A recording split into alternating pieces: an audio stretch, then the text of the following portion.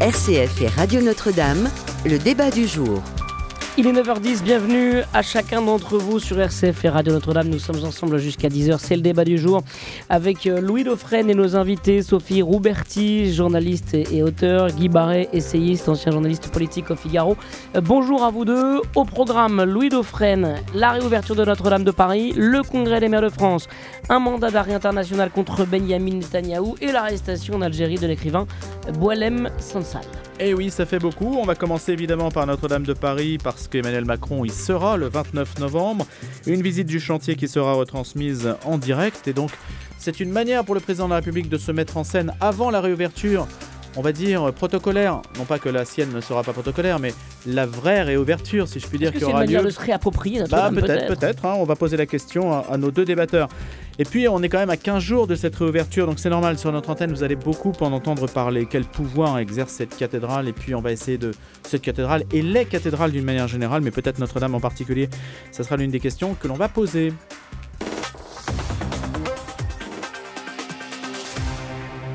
Allez, oui. C'est parti pour le débat du jour. Et ben voilà, les choses s'organisent. La dernière visite d'Emmanuel Macron sur le chantier de la cathédrale, c'est donc programmé le 29 novembre et ça sera retransmis par France 2 et des télévisions du monde entier. Donc ça sera une sorte de réouverture avant la réouverture. Voilà. Alors on peut dire justement, est-ce que c'est proprement français, une sorte d'organisation laïque de l'événement, c'est-à-dire qu'on a d'abord l'État qui passe et qui a sa séquence médiatique, et puis la séquence médiatique qui effacera quelque peu le chef de l'État au profit du religieux, ça sera plutôt le 7 et 8 décembre.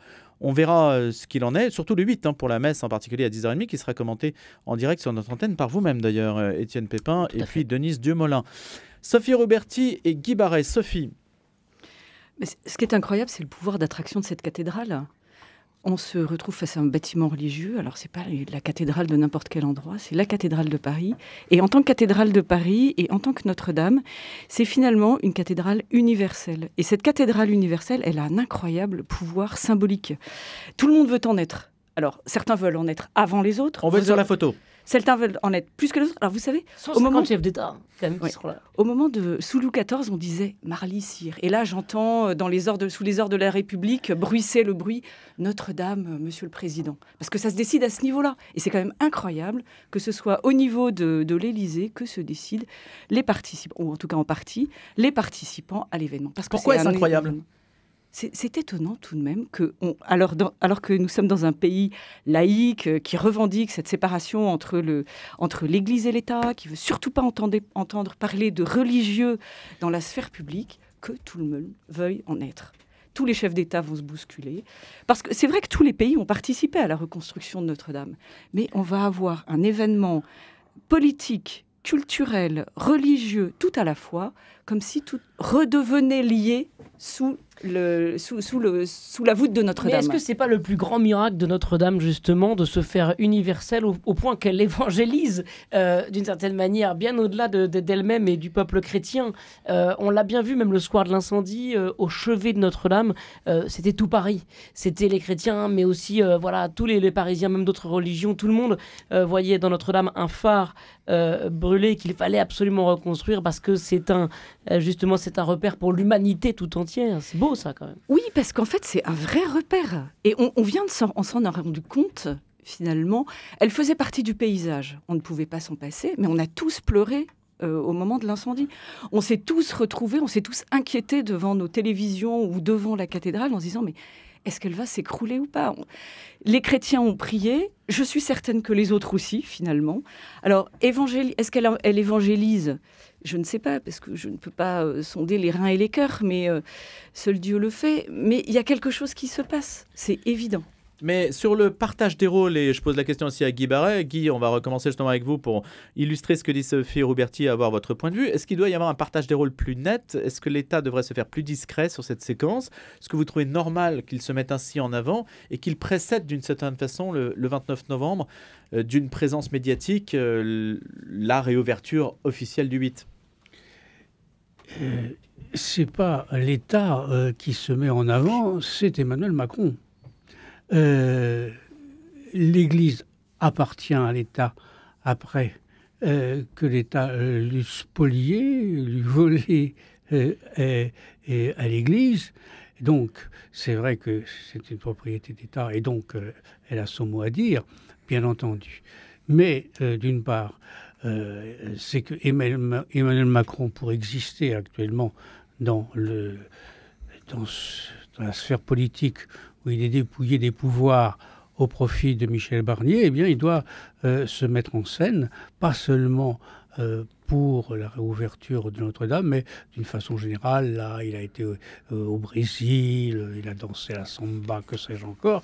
Donc, tout pour exister médiatiquement. Et c'est vrai... En même temps, Guy Barret, est-ce qu'on lui doit pas cette restauration? Alors certes, restauration financée par de nombreux mécènes des pays du monde entier, très bien. Mais voilà, sans cette volonté, peut-être une volonté politique, peut-être une volonté orgueilleuse d'Emmanuel Macron, mais sans cette volonté, on n'aurait pas Notre-Dame restaurée en 5 ans. Sans cette volonté, je ne sais pas. Mais ce qui est certain, qu'on doit cette restauration d'abord aux ouvriers, aux artistes, plus que des ouvriers, des sculpteurs qui l'ont fait. Et je pense que l'église aurait été, Notre-Dame aurait été restaurée, n'importe qui étant au pouvoir, puisque je dis c'est un bien national et que à ce titre l'État doit en prendre soin, comme d'ailleurs on va parler des maires peut-être tout à l'heure, les maires dans leur commune, quand c'est une église qui a été construite avant 1905, eh bien doivent la restaurer et effectuer les travaux. Alors c'est vrai qu'il y aura beaucoup de participants, on parle même de Trump et de Biden qui se trouveraient réunis sous la bannière de Notre-Dame, mais là évidemment c'est aussi pour une sorte d'exposition médiatique, ce sera un événement universel, donc il faut être sur la photo. Cela dit, évidemment, je suis tout à fait d'accord à ce pouvoir d'attraction spirituelle qui est le cœur de Notre-Dame, mais pas seulement. Toutes les églises en France, même à la limite celles qui sont fermées, sont comme des signes, comme des rappels de la transcendance, de la sacralité. Et donc, de ce point de vue-là, c'est important. Et même les incroyants, à Notre-Dame, mais aussi ailleurs, savent que ce sont des lieux de recueillement, des lieux de paix. Et les chrétiens, les catholiques plus exactement, savent aussi que c'est un des lieux où il y a la présence réelle, où il y a le Christ. Et ça, c'est aussi extrêmement important. Et par exemple, les églises protestantes, la plupart ne sont pas ouvertes en permanence parce que c'est simplement un lieu de prière, mais il n'y a pas de cette présence du... Oui, la présence réelle, c'est quand même essentiel. Et on peut imaginer ou croire que même pour ceux qui viennent en touriste, cette présence irradie quelque part. C'est en ça qu'elle est un témoignage aussi, c'est oui, en ça qu'elle est un phare. Et puis, les gens qui voient les gens prier aussi, c'est dans cette société très très laïcisée, c'est un témoignage rendu à Dieu et au sacré. Oui. Est-ce qu'Emmanuel Macron rime avec Napoléon? On a pu avoir cette discussion. D'ailleurs, il y a une symétrie entre... Certains le disent. Et d'ailleurs, ça renvoie aussi à la discussion sur les maires, la manière dont Emmanuel Macron a pu caporaliser aussi des pouvoirs qu'il a soumis à son autorité. Il s'est fait couronner, il s'est couronné lui-même dans Notre-Dame de Paris. Est-ce qu'il y a cette allusion-là qui pourrait fonctionner, ce saut dans l'histoire? Est-ce que ça vous parle, Sophie Rouberti? Oui, on pense tous au tableau de David que Napoléon a voulu immortaliser l'événement. Je pense que c'est un peu éloigné. Ça va loin, je ne suis pas certaine que la référence marche vraiment. Mais en tout cas, le fait qu'il veuille en être, qu'il veuille manifester son existence au travers de Notre-Dame est quand même le signe particulier de ce bâtiment. Parce que finalement, c'est un bâtiment. C'est une grande maison. Mais c'est une grande maison avec cette histoire tout à fait exceptionnelle. Et puis, c'est toutes ces figures qui le peuplent. Parce que moi, je pense aussi à ces figures qui vont voir passer tous nos dirigeants. Et on aimerait bien que ce soit l'occasion d'un peu plus de paix dans notre monde en folie. Juste, je me permets de rebondir sur ce que vous disiez, Louis Dauphren, peut-être pour une question, Sophie Roberti. On reproche un peu à Emmanuel Macron sa mégalomanie. On va jusqu'à le comparer à Napoléon sur ce rapport à Notre-Dame. En même temps, Emmanuel Macron, contrairement à d'autres présidents par le passé... Cela dit, ça peut être un compliment. Hein. Ça peut être un compliment, c'est vrai, mais bon, sur la mégalomanie, on voit pas ça trop comme un compliment. Contrairement à d'autres présidents par le passé dans la Ve République, il a restauré Notre-Dame à l'identique. Il n'est pas allé chercher le geste architectural tel qu'on l'imaginait à un moment.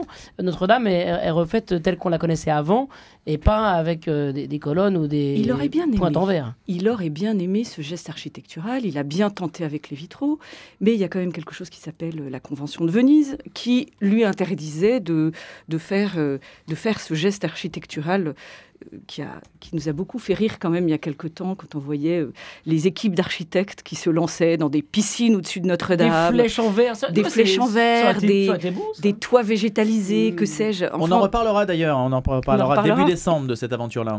En tout cas, c'est pas faute qu'il ait essayé, parce qu'il aurait bien voulu quand même qu'on puisse dire, là voilà, ce sont les vitraux Macron ou le geste architectural de la toiture Macron. Mais la chose est en cours, la chose n'est pas abandonnée. Les vitraux, c'est quand même un, entre guillemets, beaucoup de guillemets, hein, c'est quand même, ça peut encore se déplacer. Une flèche en verre au-dessus de Notre-Dame, ça aurait été, à mon avis, un geste un peu... C'est un vrai sujet et c'est un vrai problème parce que si Notre-Dame, l'État français se permet avec Notre-Dame de ne pas respecter la Convention de Venise, ça va vraiment ouvrir les portes à du grand n'importe quoi un peu partout dans le monde, dans la mesure où, comme on le dit depuis le début de ce débat, Notre-Dame a quand même une place particulière dans l'art mondial. Guy Barret. Oui, Mitterrand, lui, ne s'est pas gêné. Il a fait construire une pyramide de verre en face du Louvre. Et puis son ministre de la Culture, Jacques Lang, a mis dans ce magnifique jardin du Palais Royal les colonnes de Buren. Ça n'a Buren pas... qui est sur la liste de ceux qui voudraient confectionner les vitraux. Oui, Dieu nous en garde. Alors qu'il n'est pas vitrier. Et, oui. Il peut faire les dessins. Généralement, c'est pas les vitraillistes ne sont pas ceux les vitraillistes, pardon, je dis vitrier, c'est vraiment très prosaïque. Mais ne sont pas ceux qui les dessinent. En fait, ce sont deux métiers différents. Il y a l'artiste qui dessine et puis le maître verrier qui, lui, va mettre vraiment les vitraux sur le... Alors, il peut y avoir une conjonction des deux activités, mais très souvent, le dessinateur, le peintre, l'artiste en tout cas, réalise un dessin, réalise un projet qui est réalisé concrètement par un vitrailliste. Et oui, je pensais là que cette réunion de ces chefs d'État, de gouvernement à Notre-Dame, c'est pour un événement joyeux. D'habitude, c'est hélas pour un enterrement solennel, un requiem, mais là, au moins, c'est pour quelque chose de réjouissant. Cela dit, Madame Dati continue à vouloir faire payer l'entrée, que l'archevêque de Paris s'y oppose, à mon avis, à juste titre. On n'a pas résolu de problème et il y aura moi, je l'ai dit, je crois, l'autre fois, il m'arrivait d'aller au Vêpres il y a quelques années à Notre-Dame, et même avant sa reconstruction et avant l'incendie, c'était très difficile d'y aller, surtout l'été, parce qu'il y avait une longue queue pour les touristes, et donc les gens qui veulent aller au Vêpres, ils doivent faire la queue comme tout le monde, ce qui n'est pas tout à fait normal. Alors en plus, s'il faut, comment on va distinguer si on fait payer les touristes des fidèles, et dans un... Ça, c'est une question qui demeure un peu en suspens, mais... Oui, mais ça, c'est pas vraiment le problème, parce que par exemple, si vous allez à Saint-Marc, à Venise, si vous voulez aller à la messe, vous entrez par une porte latérale et sans aucun problème. Comment vous faites pour dire « je ne suis pas un touriste » Rien n'empêche les touristes de venir à la messe. D'ailleurs, généralement, on les voit partir au milieu de l'office, mais vous entrez et vous n'avez pas accès à la totalité de la basilique. On est uniquement dans le cœur pour assister uniquement à la messe. On n'a pas accès à la nef, par exemple, à Saint-Marc. Exactement. Donc, c'est pas... Je pense que ça n'est pas vraiment un problème, ça se gère, c'est un peu de logistique. Problème de logistique, exactement. Il y avait une question, Guy Barret, vous qui avez été journaliste politique au Figaro, je me posais la question de savoir si on n'était pas finalement quand même un peu injuste avec Emmanuel Macron, parce que Il a rénové le château, ou fait rénover le château de Villers-Cotterêts. La restauration de Notre-Dame, c'est sous sa mandature, c'est quand même lui. Et vous avez cité François Mitterrand tout à l'heure et Jack Lang, avec effectivement une hardiesse. Si on regarde le côté positif, on pourra dire que c'est du saccage urbanistique si on regarde le côté négatif, qu'ont représenté les grands travaux mitterrandiens à Paris. Donc, et ça, on est un peu injuste avec lui. Finalement, il est très très classique. Emmanuel Macron est très modeste du point de vue de l'empreinte architecturale. Oui, certainement. Ça aurait pu être pire, c'est sûr. Hein. Ah bah écoutez, ça vous de le dire. Mais aussi, d'un autre côté, on doit effectivement reconnaître tout cela. Seulement, lui, ce qu'on peut reprocher, c'est qu'il est un peu partout. Hein. Il fait le travail d'un ministre de la Culture. Hein. Il s'occupe, il fait aussi de temps en temps ministre de l'Éducation nationale, ministre de l'Intérieur, etc. Donc, c'est cette omniprésence. C'est juste qu'on peut reprocher à Emmanuel Macron plus qu'un autre président, selon vous ? Écoutez, c'est en tout cas beaucoup plus accentué et beaucoup plus mis en scène par Emmanuel Macron et de l'avis d'un certain nombre de ministres ou d'anciens ministres qui se confient maintenant, qui ne le sont plus dans des ouvrages. Il traite avec beaucoup de condescendance, si ce n'est d'arrogance aussi, les ministres auxquels il a confié un certain nombre de tâches, soit en se substituant à eux, soit en les contredisant. Donc, vous voyez, par exemple, le ministre de l'Éducation, l'ancien Jean-Michel Blanquer, raconte à ce sujet un certain nombre d'anecdotes, Madame Bachelot également, etc. Donc, c'est vrai que aussi que ce sont les structures, la Constitution même de la Ve République qui donne tout pouvoir au président de la République. Favorise ce penchant. Mais, et en même temps, il est assez impuissant sur ce qui relève de sa responsabilité, ou assez aberrant, comme cette dissolution, donc personne ne comprend, son impuissance pendant 2 mois à pouvoir trouver un Premier ministre. Alors, toutes ces tâches que vous soulevez, toutes ces œuvres tout à fait estimables, se font quand même au détriment de ses fonctions régaliennes, de son rôle principal de chef d'État. Moi, je me posais la question, Sophie Roberti, de savoir si justement c'était pas aussi un signal qu'Emmanuel Macron vivait peut-être quelque chose de l'ordre de l'expérience spirituelle avec Notre-Dame. Tout président qu'il est, il est aussi un homme, peut-être même un chrétien. Il a été baptisé, Emmanuel Macron. Est-ce que il y a quelque chose aussi de l'expérience spirituelle, peut-être en 20 secondes?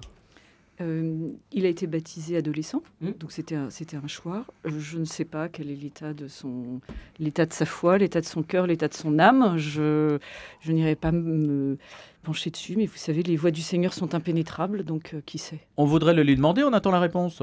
Alors, s'il nous entend, on l'a sollicité pour une interview, évidemment. C'est la fin de cette première partie du débat du jour sur RCF et Radio Notre-Dame. On continue jusqu'à 10h le débat avec Sophie Roberti et Guy Barret sur RCF et Radio Notre-Dame. Il est bientôt 9h30, c'est le retour de l'info et on continue après à discuter avec nos invités sur RCF et Radio Notre-Dame.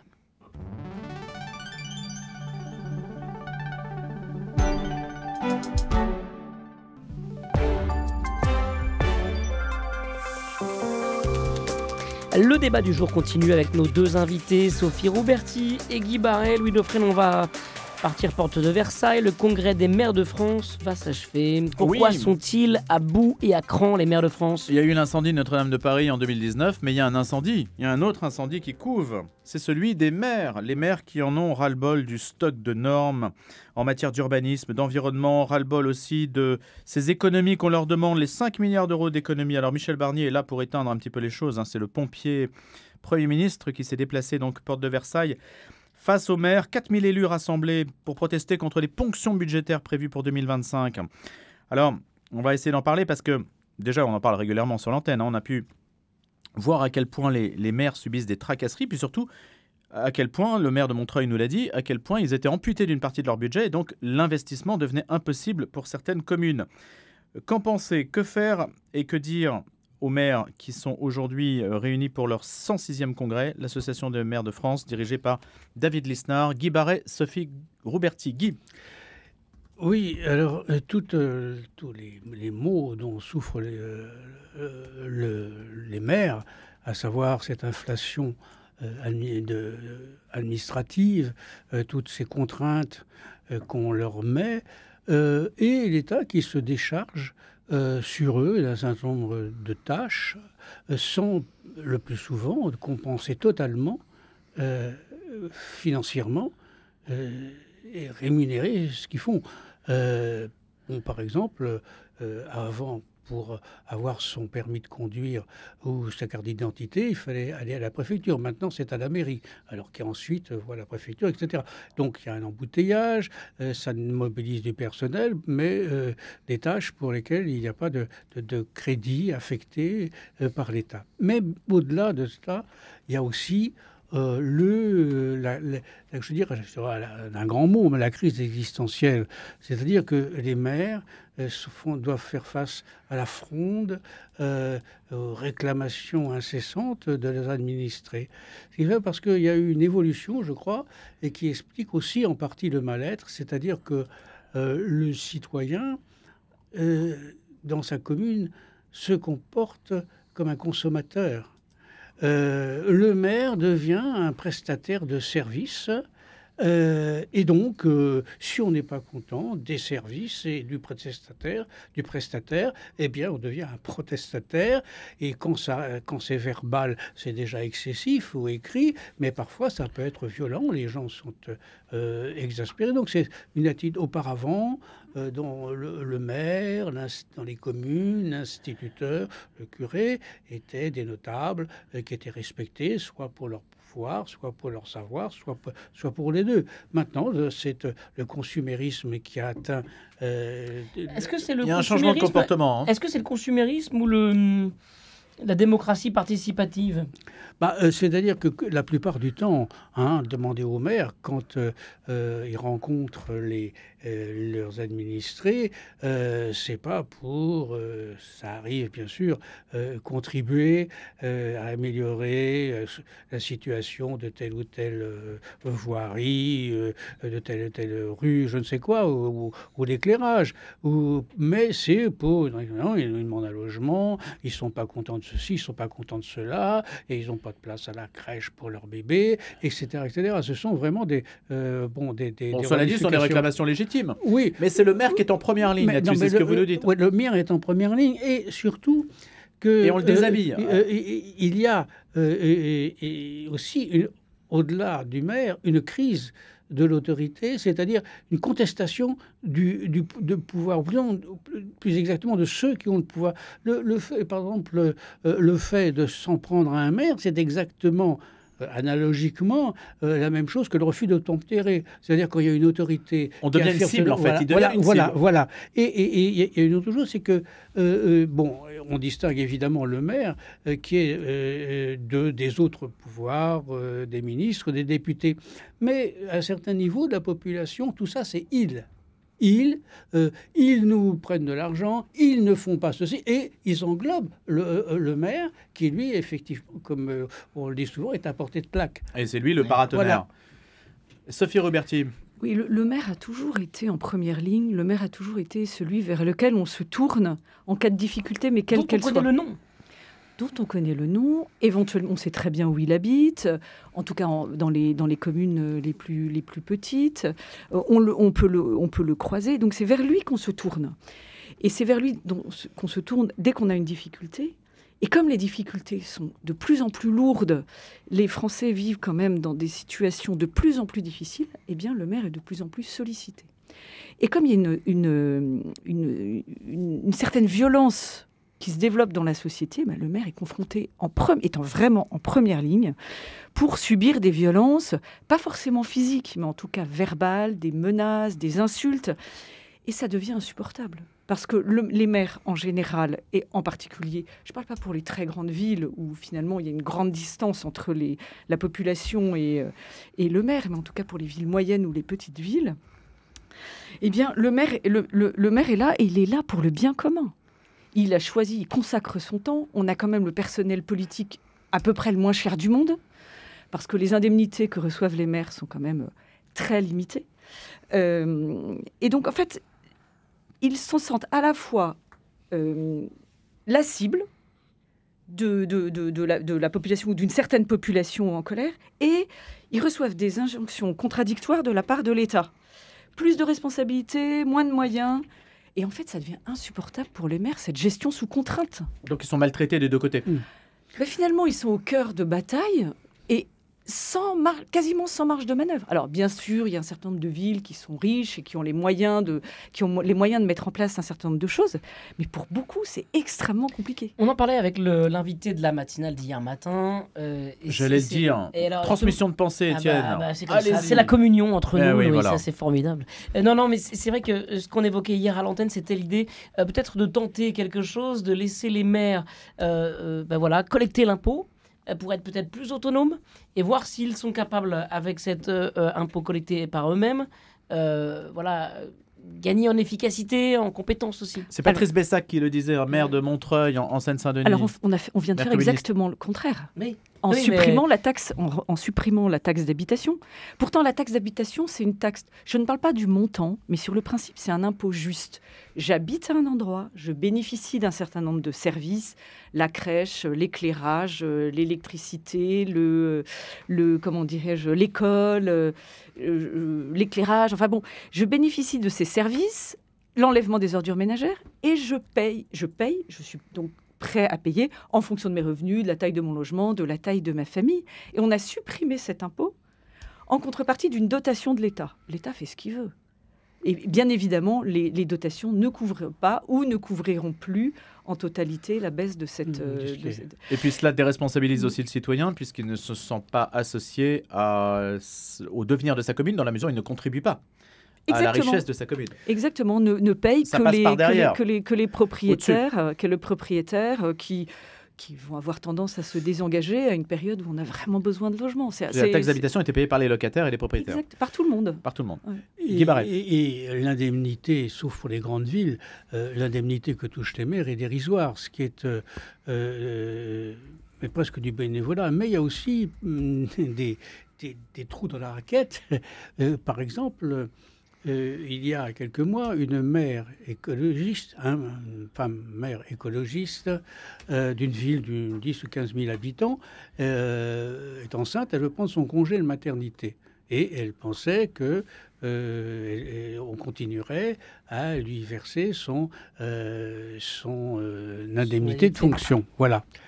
Eh bien, elle n'a rien eu. Elle n'était pas salariée, elle n'était pas profession libérale. Elle avait une indemnité de fonction qui, par définition, est liée à sa fonction. Et on lui a dit, puisque vous n'exercez plus la fonction pendant le congé maternité, vous n'aurez plus l'indemnité. Alors ça, c'est la question du statut de l'élu. Voilà. Et je pense que c'est quelque chose qui va se résoudre parce que les élus se posent vraiment la question de leur... non seulement de leurs moyens de subsistance, mais des moyens d'exercice de leur fonction. Donc je crois que c'est dans les tuyaux et j'ose espérer que quelque chose va sortir dans les mois à venir. Précisons que Michel Barnier ne s'est pas tellement avancé dans la mesure où il n'a pas desserré l'étau budgétaire qui est la première revendication des maires, lesquels disent qu'il y a une contribution, alors non pas de 5 milliards d'euros qui est demandée aux collectivités, dont 3 milliards aux 450 plus grandes, mais les associations d'élus évaluent plutôt la facture entre 10 et 11 milliards d'euros. Donc déjà, il y a une différence d'appréciation des coupes budgétaires qui est tout à fait considérable. Ils ne s'entendent pas apparemment sur les mêmes sommes. Et sur le sujet sur lequel Michel Barnier pourrait agir, c'est-à-dire les normes, l'inflation de normes, en particulier un sujet qui est très tendu, c'est-à-dire la loi sur le zéro artificialisation nette des sols, la loi ZAN, dont l'objectif est de stopper la bétonisation en 2050. Là, on n'a pas non plus d'éclaircissement particulier, c'est-à-dire qu'il n'y a pas d'engagement de la part de l'exécutif sur des choses qui pourraient faire évoluer la situation. Bien que Michel Barnier ait dit que les maires et que la vocation des communes n'est pas d'être des sous-traitants de l'État, mais davantage des partenaires. Voilà, c'est le seul élément de langage dont nous disposons. Oui, Sophie Robertier. Je pense que, en fait, le vrai problème, c'est que les élus ne se sentent pas écoutés. Donc, éventuellement, on les entend, parce que de toute façon, quand beaucoup d'élus bougent et parlent, on les entend nécessairement, mais est-ce qu'on les écoute? Je n'en suis pas certaine. Alors, de mon expérience d'élu local, je voudrais dire que c'est ça qui me semble le plus important. C'est que les normes sont extrêmement importantes. Alors, on connaît l'inflation normative, la désinflation normative. En France, on a beaucoup de mal. on ne sait pas faire. Parce que finalement, on a une administration pléthorique, vous le savez, et cette administration, je parle de l'administration administrante, celle qui gère, pas celle qui est en contact avec le public. Cette administration, finalement, a comme fonction, peut-être pas principale, mais comme moteur, de créer de la norme, de créer parce que pour justifier son existence, en fait. Parce qu'après, il va falloir contrôler, etc. Alors, moi, ce qui m'étonne toujours, c'est que à la fois, les normes sont extrêmement élevées, les contrôles sont très importants, et en même temps, on laisse des villes se surendetter. Pour moi, c'est un vrai mystère. Et aussi, on laisse des villes développer un urbanisme très très peu esthétique. Là, je trouve qu'il y a peu de normes aussi en la matière, en particulier pour respecter le caractère régional de l'urbanisme. Alors ça dépend des endroits. Ça. Alors ça dépend parce que tous les maires... La France moche, honnêtement, ça existe. Alors on se demande où on met les normes. Oui, mais on les met pas sur l'esthétique. Alors ça dépend tous les maires, des esthètes lotto. Tous les maires n'ont pas beaucoup de. Ça c'est quand même un bon. Tous les maires n'ont pas beaucoup de goût. C'est pas la chose du monde la mieux partagée. Il y en a qui en ont. Mais donc c'est pas. À part les ronds-points et les ralentisseurs, honnêtement. À part les ronds-points et les ralentisseurs. C'est vrai. Allez en France. Où est la créativité ? Allez en France, vous avez dans toutes les villes, dans tous les villages, les centres-villes sont ravissants, charmants, une petite église l'église au cœur du village. Et les abords saccagés. Et les abords dans un état catastrophique. Pourquoi ? Mais ça dépend les endroits. Ça dépend les endroits. Je pense que pour être juste, il faudrait dire qu'il y a des endroits où il y a des choses absolument fantastiques qui existent, quoi. Citez-nous un lieu que vous aimez. Moi, dans le petit village de mes parents, dans les Alpes, eh bien, il y a des choses absolument miraculeuses. Ah oui, un village. Ouais. Mais c'est plus mais les je vais pas donner le nom plus... pour éviter de gêner les gens. Mais en tout cas, ce qui est sûr, c'est que moi, je suis témoin de choses qui sont très belles, faites par des maires qui ont du goût et la volonté de rendre un petit peu à leur village leur esprit d'antan et de garder un peu cet esprit de montagne et tout. Donc voilà, ça existe, faut pas généraliser, quoi, ce serait dommage. On dit parfois qu'on sait faire de la ville, mais on ne sait pas faire de la non-ville. C'est-à-dire, une fois que c'est construit, c'est extrêmement compliqué. Alors voyez nos abords de ville avec les lotissements, les zones commerciales avec ces espèces d'énormes baraques. C'est juste horrible. C'est juste immonde. Bon, pas bon. En tout cas, on essaiera de trouver des bons exemples pour essayer de garder de rester positif on va faire sur un ce sujet. Sur la France, la belle France. La belle France. Allez, moi j'ai envie qu'on aille trouver les belles positif, choses. Il faut toujours être positif. On va faire ça. Vous pouvez compter sur moi. Allez, on continue. On essaie de rester positif malgré pas facile. Là, franchement. Qui n'est pas très drôle. Là. Je sais pas quoi faire. On va parler de Benyamin Netanyahou. Mais oui, après plus d'un an de conflit à Gaza, la Cour pénale internationale a provoqué la fureur de l'État d'Israël en émettant hier des mandats d'arrêt contre le Premier ministre Benyamin Netanyahou, son ex-ministre de la Défense Yoav Gallant, et puis pour crimes de guerre et crimes contre l'humanité. Est-ce une nouvelle étape ? Oui, c'en est une dans ce conflit. On est un peu obligé de commenter tout cela pour savoir un peu quand les choses vont s'arrêter. Aucune décision anti-israélienne scandaleuse ne nous empêchera de continuer à défendre notre pays de quelque manière que ce soit. C'est ce qu'a dit le Premier ministre israélien, engagé dans une logique, alors certains diront jusqu'au boutiste, ou dans une logique pragmatique, si jamais lui estime qu'il faut aller plus loin et ne pas indiquer à quel moment les choses s'arrêteront. Guy Barret.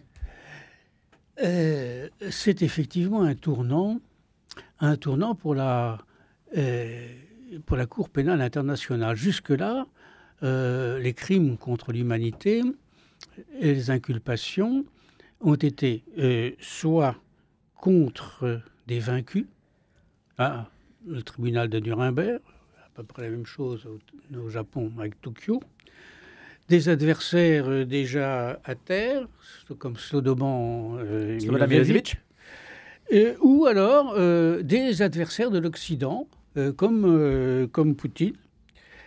Et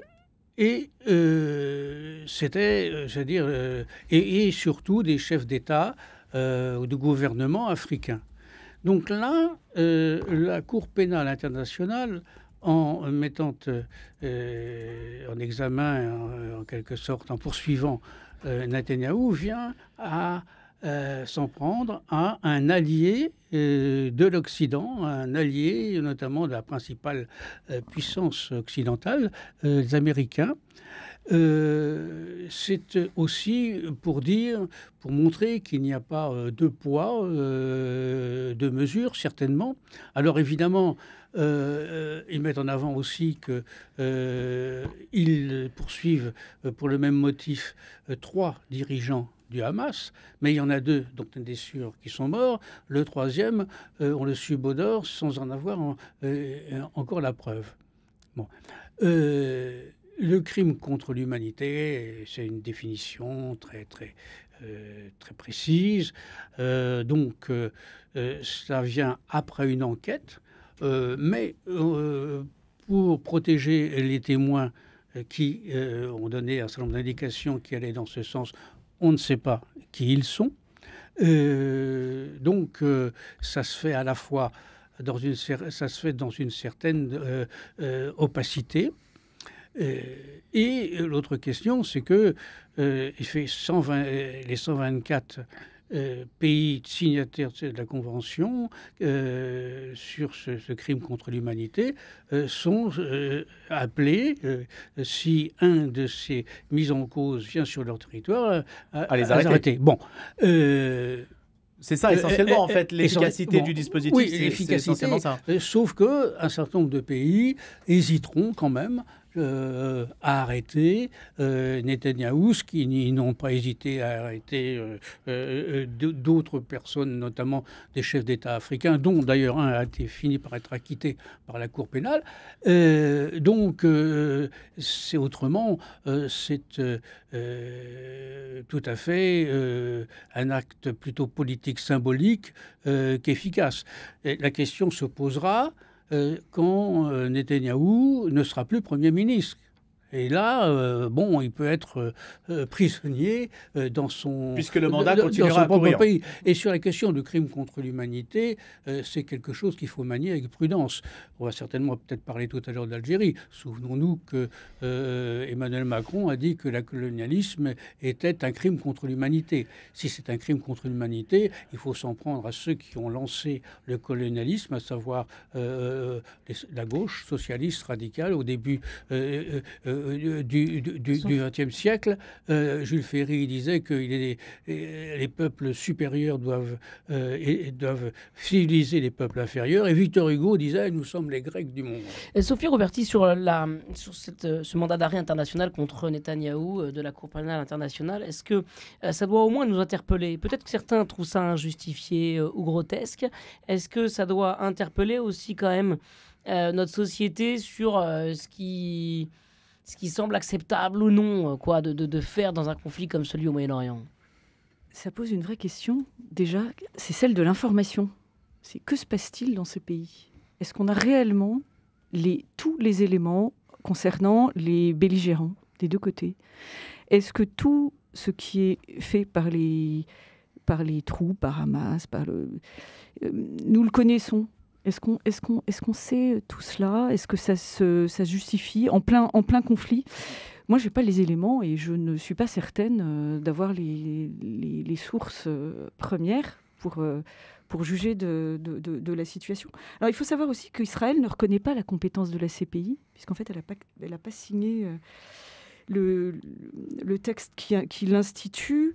Et moi, c'est évidemment une question complexe. Et est-ce que choisissent les juges? Comment les juges choisissent de décider de mandat d'arrêt contre tel ou tel... À partir de quand dispose-t-on d'informations suffisantes pour dire tiens, là, on a franchi une ligne? Parce qu'il y a des plaintes. Des plaintes. Donc, ça d'abord... Mais vis-à-vis de quel pays? Ça ne s'applique pas à tous les pays, donc c'est pas très simple. Il y a des plaintes, donc comme pour toutes les plaintes dans n'importe quelle juridiction, la plainte est instruite, et puis au terme de l'instruction, on décide ou non le procureur décide en fonction de cette enquête d'engager des poursuites. Alors évidemment, comme je venais de le dire, c'est vrai que nous avons des témoignages journalistiques, nous avons des images, nous avons de ceci, de cela, mais on peut supposer que les magistrats qui ont instruit l'ont fait, je veux dire, à charge et à décharge, enfin, a priori, et que même si Israël dit qu'ils sont partiaux, antisémites, etc., etc. Bon, mais c'est le problème, c'est que dans la Constitution, il marquait que d'Israël, Israël est un État juif. À partir du moment où on s'en prend à l'État, eh ben, si c'est un État juif, on devient antisémite. Et bon, c'est pour ça que ce que dit Netanyahou. Bon, cela étant dit, on voit mal, et c'est tout le problème, dans quelles sanctions. Alors c'est vrai que on ne peut pas mettre non plus sur le même plan un État souverain, démocratique et le Hamas, qui est une organisation terroriste. Donc c'est un faux parallélisme de dire oui, nous inculpons, nous poursuivons Netanyahou, mais aussi les gens du Hamas. Pour dire Hamas, il faudrait savoir qui en est à la tête, enfin, qui ceci, qui cela. Donc, c'est surtout Israël qui est visé. Voilà, et c'est un acte politique aussi pour redorer l'image de la Cour pénale internationale, dont on doit rappeler qu'il y avait eu justement une procédure contre les États-Unis à propos des prisons secrètes de la CIA, qui est aussi une violation des droits de l'homme, et les crimes de guerre en Afghanistan, et ces enquêtes, on ne sait pas trop pourquoi, ont été abandonnées. Donc la réputation de la Cour pénale internationale est quand même affectée par cette un peu partialité. Donc en disant, voyez, regardez, nous avons le courage de nous en prendre à un État et un Premier ministre, etc. Voilà. Et il n'est pas sûr que ce mandat d'arrêt ne fortifie pas l'audience, la notoriété, le soutien que peut recevoir Benjamin Netanyahou d'une partie de la population israélienne. En tout cas, lui promet de continuer à se défendre. On va parler pour les minutes qui nous restent de l'arrestation ou de la disparition, il y a des guillemets, c'est le terme d'ailleurs employé par Emmanuel Macron, et qui se dit très préoccupé par la disparition de l'écrivain Boualem Sansal. Le président français a exprimé son inquiétude. D'abord, il a exprimé son inquiétude, puis sa préoccupation, voilà pour le langage diplomatique, lequel a été arrêté, donc Boualem Sansal, en Algérie. À son arrivée à l'aéroport, les services de l'État sont mobilisés pour clarifier sa situation. Et c'est ce que dit aussi les services français. L'auteur de 75 ans, qui est venu sur notre antenne il n'y a pas si longtemps que ça, et qui a obtenu cette année la nationalité française, a été arrêté samedi donc à l'aéroport d'Alger, en provenance de France. Et les raisons ne sont pas connues, les raisons de cette arrestation. C'est l'hebdomadaire Marianne qui en a parlé le premier. Est-ce qu'on aurait une idée des potentielles raisons ? Est-ce que, comme observateur, vous, Louis, par exemple, vous avez une idée, ou chacun sur ce plateau a une idée des raisons potentielles d'une arrestation de cet homme ? Il y en a une qui tient au fait qu'il est extrêmement critique, pour ne pas dire plus, à l'égard du pouvoir. Bon. Et donc c'est un opposant, et pas seulement n'importe quel opposant, un opposant qui a une audience au-delà de l'Algérie, en France, même une audience internationale. Ça, c'est ce qui le concerne personnellement. Et puis, il y a le contentieux qui se développe depuis des années entre l'Algérie et la France, et qui a connu un épisode... Il est symbole de ça, en fait, c'est ça ? Oui, non, qui a connu comment dire, une situation extrême, quand la France a reconnu, Emmanuel Macron, l'appartenance du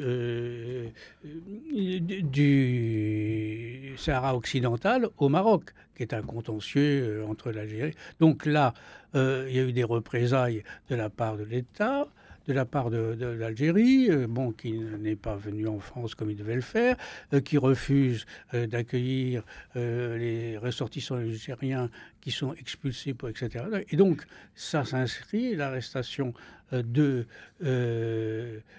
Boualem Sansal s'inscrit dans cette politique de représailles de l'Algérie, qui est facilitée par l'attitude un peu erratique de Macron, qui un jour, comme je le disais, dit que l'Algérie, la colonialisation est un crime contre l'humanité, et puis une autre fois dit que l'Algérie